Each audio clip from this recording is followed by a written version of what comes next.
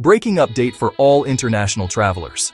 A significant shift in passport regulations is on the horizon, and it's going to affect how we prepare for travel. New stricter passport rules are slated to kick in on January 1, 2026. These changes are designed to enhance security and streamline processing, but they also mean we, as travelers, need to be more prepared than ever before. If you plan to travel internationally even once in the next couple of years, you'll want to be ready for this. The days of last-minute renewals and overlooking small details are coming to an end. We're going to break down everything you need to know. If you find this helpful, do us a favor and hit that subscribe button now so you don't miss critical updates. Here's the headline. Expect tighter, more technologically advanced ID checks. Expect faster digital workflows for those who are prepared, and far less room for the common mistakes that used to slide by. Let's dive into the specifics. First, let's talk about validity. This is the #1 reason travelers get turned away at the airport. Many destinations already require your passport to be valid for at least 6 months your planned return date. For example, if you're returning home on June 10th, your passport must be valid until at least December 10th of that same year.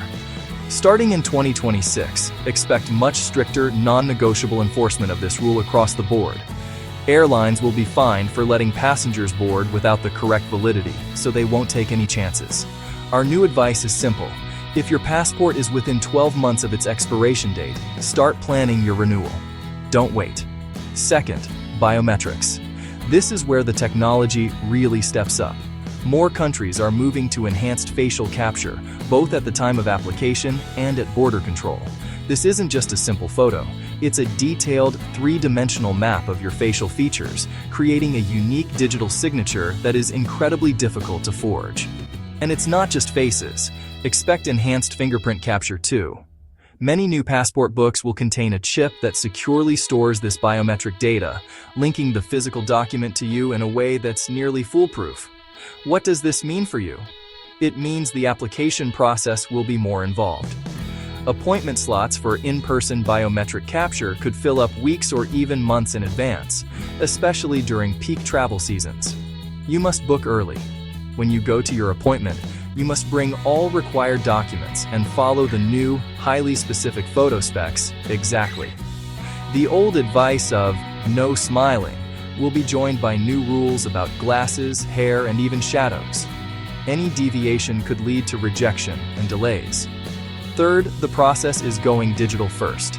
This starts with a mandatory online pre-application for most renewals and new passports. You'll fill out your information through a secure government portal before you ever step foot in an office. The upside is, you'll have access to real-time status tracking from submission to delivery. The system will also feature secure digital ID checks, potentially linking to your driver's license or other government IDs to pre-verify your identity. A key part of this digital shift is that you'll likely need to upload your supporting documents before your appointment. This means you need to have high-resolution, clear digital scans of your birth certificate, proof of citizenship, and existing ID ready to go. A blurry photo from your phone won't cut it.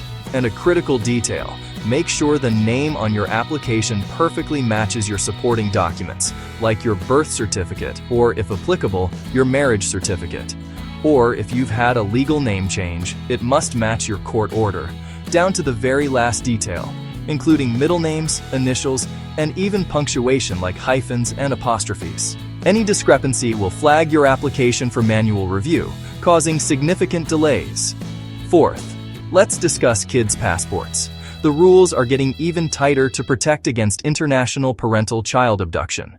Expect stricter consent rules for all minors under the age of 16. In most cases, this will mean both parents or legal guardians must attend the application appointment in person.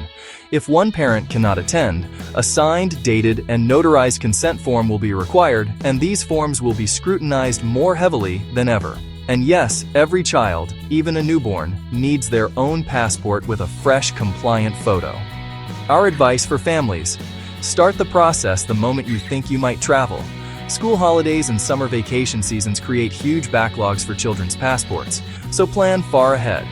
Fifth, for those needing name and gender marker updates, the process is becoming more standardized, which is good news. However, the documentation standards are clearer but also stricter. You will need to provide specific official proof, such as a court order for a name change or a physician's letter for a gender marker update. The key is to have your new passport in hand. You book any flights or make non-refundable travel plans under your new name or gender marker. Now, let's talk about fees and timelines. With the rollout of new technology and enhanced security features, some passport agencies may adjust their fees to cover these costs. Don't be surprised if the price for a new passport or a renewal goes up. More importantly, the transition period could see standard processing times get longer as agencies adapt to the new system. We anticipate that rush services may become even more limited and expensive, or potentially suspended during peak demand.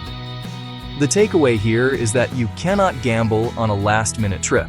The new standard recommendation is to apply for your passport a full 4 to 6 months before your planned travel date. So, what does this all mean when you finally get to the airport? The good news is that if your passport is compliant with the new standards, your experience should be smoother. Automated e-gates will become more common, using facial recognition to speed up the lines. Mobile pre-clearance apps will also become more integrated, allowing you to submit your information before you even get to the customs hall. But this will only work if your passport's electronic chip is readable and matches the data on file. And it will only work if your live biometrics, your face at the camera, match the data stored in the chip.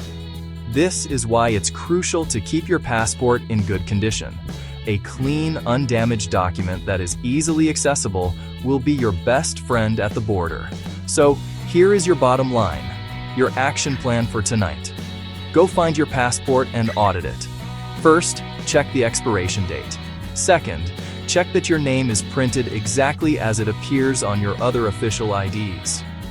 And third, flip through and check for at least 2 to 4 blank visa pages. Some countries require them. Finally, look at any travel plans you have for 2025 and beyond. If your passport expires anytime in the next 12 to 18 months, open your calendar right now and set a reminder to begin the renewal process.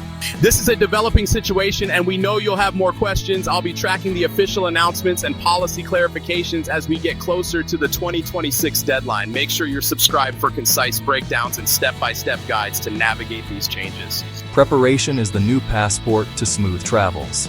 Stay informed, act early, and you'll be ready. Safe travels. And remember, subscribe so you're passport ready long before January 1st, 2026.